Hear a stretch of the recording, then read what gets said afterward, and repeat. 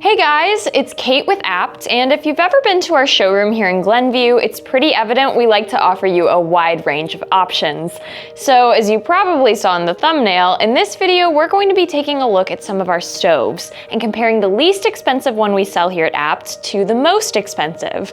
When it comes to the price, there is definitely a big difference. But what about the actual stoves themselves? Are they worth the price? Let's find out. Okay, so we're starting off with our least expensive option. This is the GE ADA 30-inch freestanding gas range, and at $494, this is the cheapest price stove we offer at Abt. But keep in mind, low cost doesn't necessarily mean low quality. Now, taking a look, on the top we have your 4 sealed gas burners. This one right here has the highest heat content of all of them. It's a 13,000 BTU, or British thermal unit burner, which is about as high as you'll probably ever need. These two are 9,500 and this one is 5,000. Then we have this control panel, which is all done via knobs. There aren't really any buttons or digital displays. These 4 on the sides are for the burners, and this one in the middle controls the oven temperature.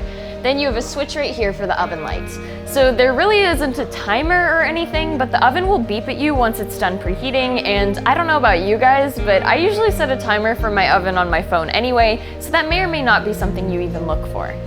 Here's the oven itself. It's got a nice viewing window in the door so you can check on your food while it cooks. It has a capacity of 4.8 cubic feet and 2 oven racks with 6 rack positions. It has a voltage of 120, and then down below we have this little drawer, which is not for storage, it's actually for broiling. The whole unit is a little less than 4 feet tall, 30 inches wide, and just under 30 inches deep. And that's about it for this GE. While it doesn't have all the bells and whistles, it's got pretty much everything you need and would expect for a stove. And if you're on a budget and looking for simplicity and real ease of use, I think this would be a pretty great option.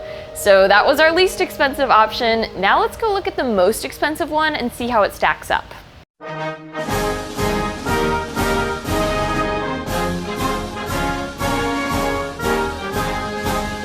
Okay, the big reveal. Here we are in one of our Inspiration Studio installations to check out our most expensive stove in the entire store.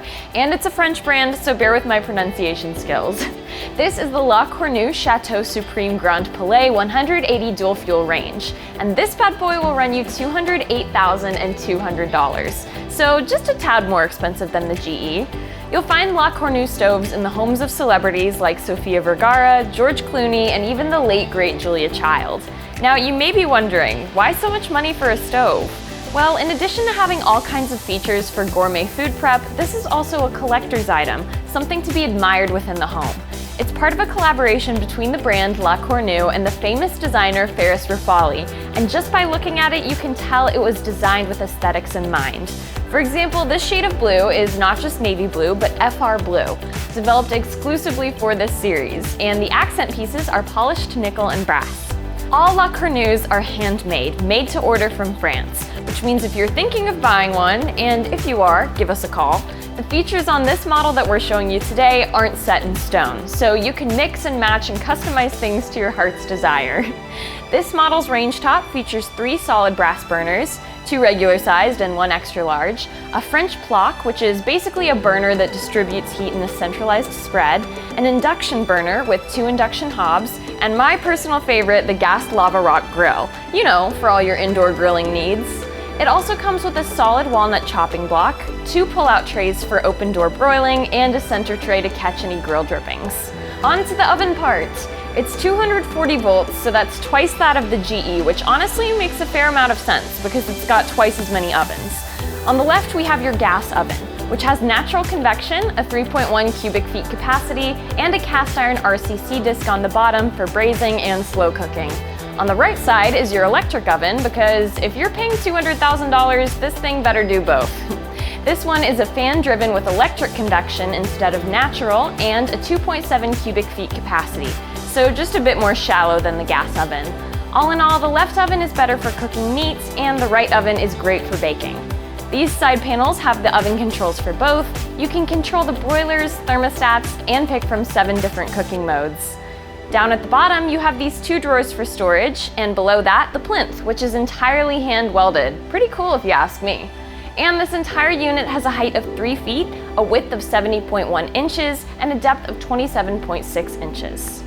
Okay guys, now you've seen our two ends of the spectrum here at Abt, the $500 stove versus the $200,000 stove. What do you guys think? Would you buy either of these? Let us know. If you're interested in them, or if you're looking for a stove that's somewhere in between, as most people are, be sure to give our experts a call or visit us at abt.com. As always, thanks so much for watching, and I'll see you in the next one.